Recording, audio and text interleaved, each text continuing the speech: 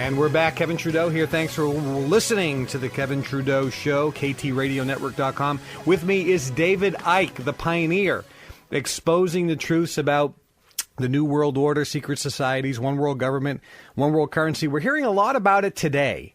But when David started 20 years ago, we weren't hearing it from anyone except him. And he's traveled all over the world. He's probably the foremost authority and expert on this subject. David, again, thanks for being with me. Thanks, Kevin. Before the break, I had asked you, when do you see this one world government, one world currency kind of going into effect? Pick up on that. Well, they want it in effect as soon as possible. And they have their own time scale, which is not too many years from now. And the bigger the problems they can create in the various areas, financial, political, terms of military conflict, the more profound and far-reaching can be the solutions that they are offering. And if you want a global change, then you need global problems. And so we have the global war on terror. We have global climate change, which is a total scam in terms of it being caused by human activity. You have global financial crises, etc. These global problems, and we're seeing them more and more and more. You have a global, quote, swine flu pandemic. So what you can then do, or you claim that there's one, and what you can then do is offer global solutions. And the more of those you can orchestrate, the quicker this is going to move forward. And so we're looking now at the eye of the storm, because across all these different areas that must be centralized globally for this global police fascist state to be installed, we're seeing the problems being created for the solutions to be offered. So as I was saying before the break, Alan Greenspan, who is a 100% frontman for this conspiracy, he, in league with many other people, many of which have ended up in Obama's government, by the way, have been orchestrating from the Reagan-Bush era through Father Bush, through the Clinton years, through the most of the years of Boy Bush before he was replaced by Bernard Bernanke. He has been orchestrating the destruction and the dismantling of checks and balances in the financial system. And what he's done is let greed be unleashed upon the financial system.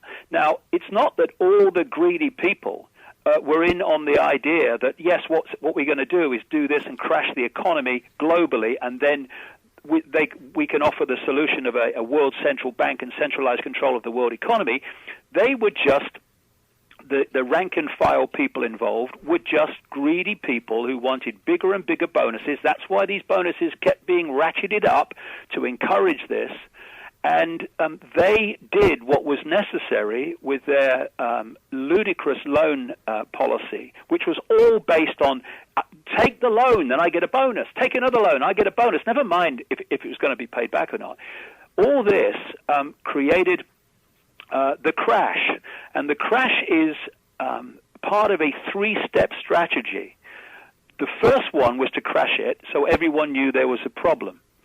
The second stage was to put your people in government, and if you look at Obama's economic team, like Tim Geithner, the Treasury Secretary, Larry Summers, the head of the White House Economic Council, people like Peter Orszag, the budget director, all these people were, especially Geithner and Summers, were fundamentally connected to the crash, to creating the crash and creating the deregulation.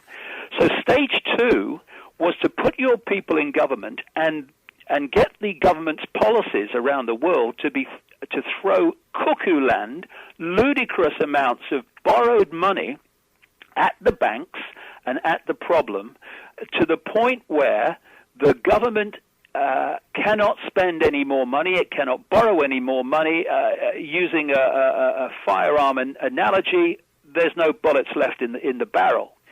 Once that point is reached, they intend to crash the economy even more so than in September 2008, at which point there will be no ability of governments to react to it because they're all spent and borrowed out. They want to create a global financial catastrophe. They want to create enormous fear in terms of this swine flu hype, and they want to, at some point, create another global conflict.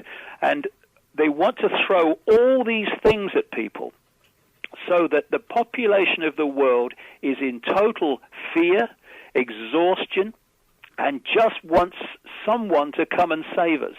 And at that point, those that have created those problems, this is all written down in their documents, Kevin. The people who have created those problems then come forward and they say, well, we can help, but this must be the structure. This is the only way out of this. And it will be world government, world central bank, world army, single currency. Now, here, I got a question, because a lot of people hear the problems as you outlined it. But the real question, I think, is, what's wrong with one world government, one world army, and one currency? Okay, first of all, I've just been talking about financial checks and balances. Well, there are no checks and balances on that structure. It's a top-down dictatorship. I have absolutely no problem, and I think it's a very, very good thing. I'd make a good dictator. I think dictatorships are good. Do you? All right. I'm sure you'd make a good one, too. You and I can do it. Well, there's a lot of people who talk about benign dictators. Well, I don't think that any kind of dictator is worth having. What I think it would be a very good thing, and this is not what we've got, is that if we had global organizations that were coordinators. So if some area of the world, some country was in trouble, then it would coordinate help for that country, help for that people, whether it's famine or whether it's finance or whatever. But that's not what we're talking about. The United Nations has been sold as a benign organization when it's a stepping stone. It's part of the totalitarian tiptoe to this structure I'm talking about. And what this structure is designed to be is not to coordinate between different parts of the world and peoples and countries and cultures. It's to dictate to them. A journalist said to me once, Kevin, what would be the point of a world army? There'd be no one to fight. And I thought, well, you're a journalist, aren't you? Of course. The world army is there to impose the will of the world government. And the reason they want to dismantle national armies and amalgamate them all into a world army, and they're using NATO and the UN peacekeeping operation to move this forward, stepping stone style again, is because the world army is there to impose the will of the world government, and anyone doesn't want to accept it. You have to have that. And this is another thing, but very, very important, involving America, Kevin. Well, hold that thought. We're going to take a short break. This is Kevin Trudeau. We're going to be right back and more with David Icke when we return.